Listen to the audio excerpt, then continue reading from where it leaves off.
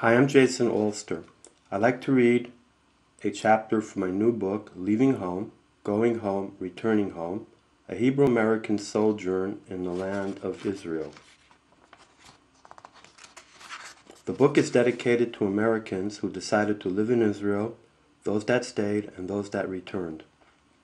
The book can be found with Amazon.com. Chasing the Ark of the Covenant. I'm wondering where to begin the book. Should I start from the beginning of the adventure and make it chronological, or should I start from the more pertinent? While having my daily look at the news from my other home, Israel, a country frequently compared to the state of New Jersey because of her shape and size, an article stood out. With all those horrible news stories, beautiful little Israel had come to symbolize a place of strife and intifada. Instead of a land of milk and honey, this time what I read wasn't about politics and conflict. The news I found was of an archaeologist named Tudor Pardiff, a British professor of modern Jewish studies, a real-life Indiana Jones. Pardiff is chasing after the biblical Ark of the Covenant in Africa. Whatever happened to the Ark after the Romans captured it in 70 AD is one of the world's greatest unsolved mysteries. In the article, Pardiff claims to have found a remnant of the Ark in a museum in Harare, Zimbabwe, hiding in plain sight on a dusty shelf. Pardiff feels the Ark was simpler than what we were led to imagine.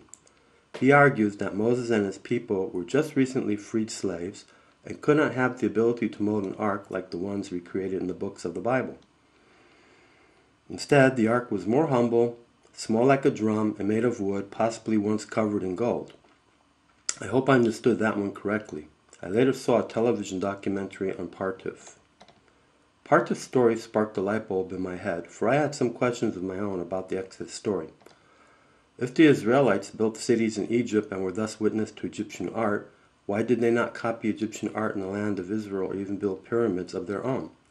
All in all, Pardiff's story is what finally got me inspired enough to put pen to hand. After all, some people who made Aliyah to Israel joined archaeological digs in search of lost treasure and biblical facts on the ground, or just in search of roots. I had that spirit too, to uncover my roots in the Holy Land and make an adventure of it. With my first months in Israel, I volunteered to join an archaeological dig on the Gamla mountain atop the Golan Heights. Gamla, which is camel in Hebrew, represents the humps on a camel's back. The Gamla overlooks the Sea of Galilee and its own waterfall, and is surrounded by two rivers, the Nahal Gamla and the Nahal Dalyot. On Gamla, there is a walled Jewish city with a synagogue etched sideways on a high rocky mountain cliff. Joseph Flavius was the Jewish commander of the Galilee, and in 66 AD fortified Gamla as his main stronghold on the Golan Heights. The Israelites of Gamla revolted against Roman rule in 67 AD as part of the Jewish wars against Rome.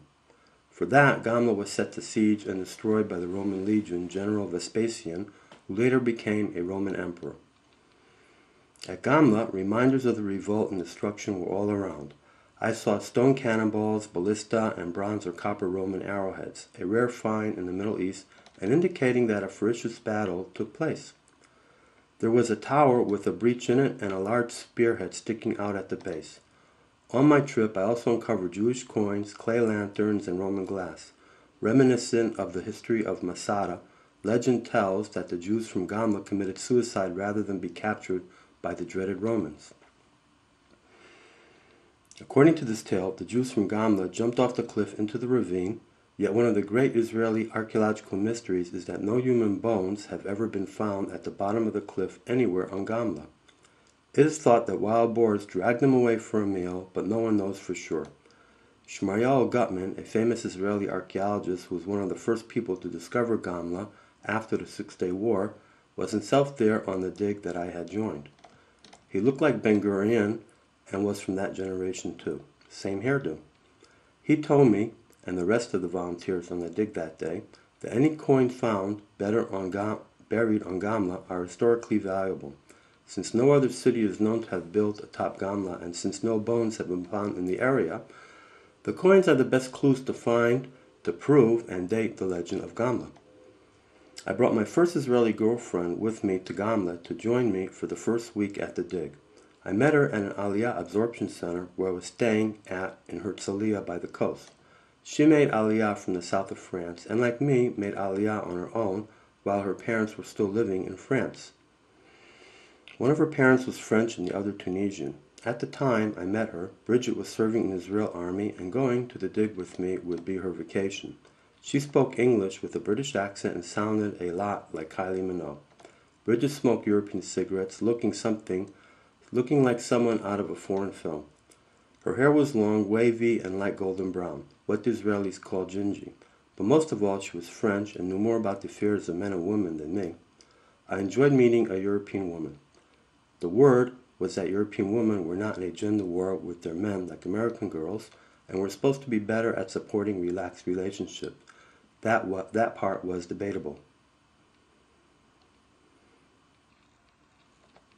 At Gamla, we dug early in the morning before the hot sun came out. I found Roman glass, pottery, a few encrusted coins, and half a signet ring. The coins are probably now sitting in a museum somewhere. Every now and then, an Israeli Cobra helicopter would patrol the narrow and steep ravine below us for terrorist infiltrations from Syria or Lebanon. They flew so close that if I threw a stone, I would have hit the top of the rotor blades. In the afternoon, after digging, we hiked down to the stream Nachal Dal Yot and dunked ourselves in the cool water. There were fish in there that looked like trout, but when I threw a piece of bread on the water, they grouped and devoured it like piranhas. I promised myself to return there with a fishing pole. When we returned to the camp, we sat for dinner on picnic tables under tents provided by the dig organizers. There was that cowboy atmosphere. The food came by jeep from a local kibbutz a few miles away. It was hot dogs, baked beans, bread, and famous Israeli chocolate spread with plenty of apples and oranges. The Israeli hot dogs were skinnier but spicier than the American version. One of the kibbutz members who supplied us walked barefoot all the way from the kibbutz. Wearing only khaki shorts, he was tall, blond, toned, with striking good looks. Undeniably a natural poster child for a kibbutz advertisement. One of the young girls on the dig, a tourist, tried to start a conversation with him and asked if his feet hurt. He said he had strong soles and had been walking barefoot since he was a child. This reminded me of a barefoot Greek marathon runners. I let them be. There was so much food brought in the boxes that they must have been expecting an army of volunteers. Alternatively, the Antiquities Authority had to buy a minimum amount from the kibbutz to get supplied. That night, the leftover food was thrown down the same cliff, and the early defenders jumped off. Suddenly, pairs of small, bright, red lights shined out of the dark from the distance. It was the eyes of wild boars making their appearance for the feast. Could the theory of the wild boars stealing the ancient skeletons be true?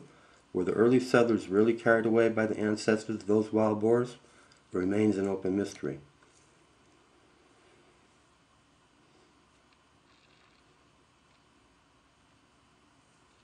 On my last day of the dig, after lunch, I bit into an apple and left it on the table, enjoying the beautiful scenery.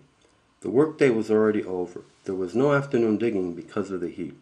Quietly, a green chameleon crawls up onto the wood table. Its eyes, each one a cone shape and looking in different directions. One eye looking at me, and the other eyes my apple. Is the chameleon going to eat my apple? A fly then lands on the apple, oblivious to the chameleon, which now had the color of the table, gray. Zup! A long and fast sticky tongue darts out from the chameleon's mouth.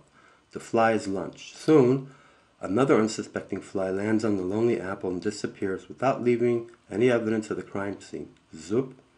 The chameleon, whose tongue hits the prey in about 30 seconds of a second, made a meal of at least 5 or 6 flies. I picked up the chameleon and hung it to my finger with its curled tail. I never saw a chameleon in action before.